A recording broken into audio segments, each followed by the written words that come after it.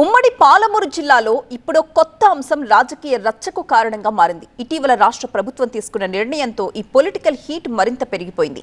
సర్కార్ని target చేస్తూ గులాబీ నేతలు విమర్శల దాడి పెంచేయడంతో రాజకీయ రచ్చ మొదలైంది. విపక్షాలు క్షేత్రస్థాయి ఆందోళనలకు సిద్ధమవుతూ ఉండడం జిల్లా పాలిటిక్స్ ని షేక్ చేస్తోంది. ప్రధానంగా ఆ 3 జిల్లాల ముచ్చట పెద్ద రచ్చకు దారితీసేలా కనిపిస్తోంది. తెర మీదకు మరోసారి జిల్లాల గోల. నారాయణపేట, వనపర్తి, గద్వాల్ రద్దు ప్రచారంపై కొనసాగుతున్న రచ్చ.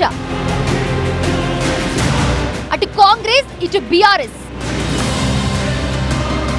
జిల్లాల పునర్విభజనపై కాంగ్రెస్ సర్కార్ లేటెస్ట్ ప్రకటనతో ఉమ్మడి పాలమూరు జిల్లా రాజకీయాలు ఒక్కసారిగా హీటెక్కాయి.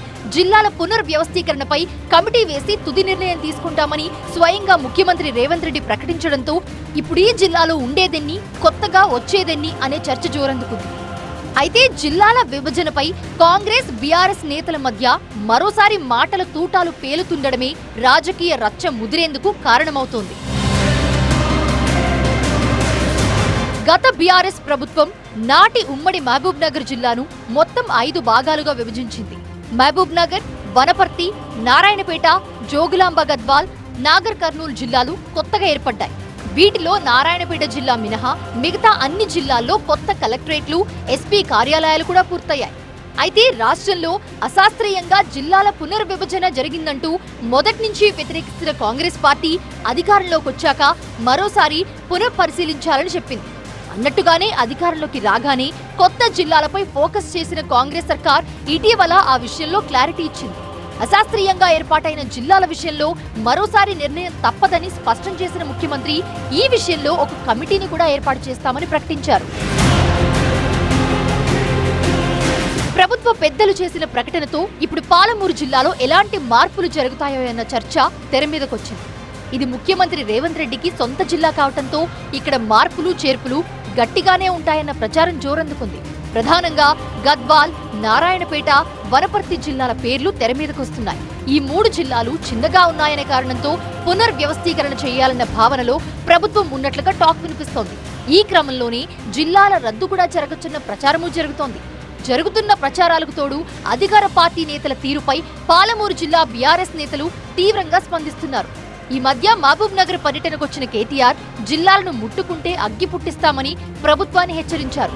పరిపాలన సౌలభ్యం కోసం జిల్లాలను శాస్త్రీయంగా ఏర్పాటు చేశామని, ఇప్పుడు రద్దు చేస్తామనడం పిచ్చితనమని విమర్శించారు. ఇదే అంశంపై ఇటీవల వనపర్తి మాజీ ఎమ్మెల్యే, మాజీ మంత్రి నిరంజన్ రెడ్డి ఘాటుగా స్పందించారు. వనపర్తి జిల్లా జోలికొస్తే నాలుకలు తెగుతాయి, తమాషాగా ఉందా అంటూ హెచ్చరించారు ఆయన. పట్టుపట్టి సాధించుకున్న వనపర్తి జిల్లాను ఇప్పుడొచ్చి తీసేస్తామనడం తుగ్లక్ కంటే హీనమైన చర్య అవుతుందని ఎద్దేవా చేశారు. బుద్ధిలేని ఈ ఆలోచనను విరమించుకోవాలని ఆయన డిమాండ్ చేశారు. ఒక కమిటీ ఏర్పాటు చేసి నోటిఫికేషన్ ఇచ్చి ప్రజల విజ్ఞప్తులు తీసుకుని ఏడాది పాటు కసరత్తు చేశాకే జిల్లాల ఏర్పాటు జరిగిందన్నది ఇక్కడ గులాబీ నేతల వాదన. ఎంతో కష్టపడి సాధించుకున్న నారాయణపేట జిల్లాను రద్దు చేసే కుట్ర జరుగుతుందన్న ప్రచారం కూడా అక్కడి లోకల్ పాలిటిక్స్ ను హీటెక్కిస్తోంది. నాడు జిల్లా కోసం ఎలా పోరాటం చేశామో ఇప్పుడు దాన్ని కాపాడుకునేందుకు సైతం పార్టీలకు అతీతంగా అదే తరహా పోరాటం చేస్తామంటున్నారు జిల్లా బీఆర్ఎస్ అధ్యక్షుడు రాజేందర్ రెడ్డి. ఉమ్మడి జిల్లా వాసిని అందలమెక్కిస్తే తమకు జిల్లా లేకుండా చేస్తున్నాడని విమర్శించారు. పాలమూరు బిడ్డగా సొంత ప్రజలకు అన్యాయం చేయడం తగదని హితవు చెప్తున్నారు. మొత్తానికి ఇన్నాళ్లు స్థానిక రాజకీయ అంశాలతో రచ్చలేపిన ఇక్కడి పాలిటిక్స్ ఇప్పుడు జిల్లాల గోలతో దుబారా రేపుతున్నాయి. ప్రభుత్వం ఇలాగే ముందుకు వెళ్తే మరింత రాజకీయ రగడ ఖాయంగా కనిపిస్తోంది. ఏం జరుగుతుందో చూడాలి మరి.